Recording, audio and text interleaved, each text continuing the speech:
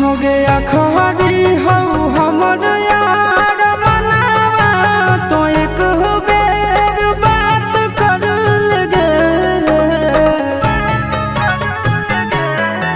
हो गया खरी हो हमर यार मनावा तो एक बेर बात कर लगे। हो गे सोना यारवा हो भरती पटनवा में आके मुलाकात कर लेगे।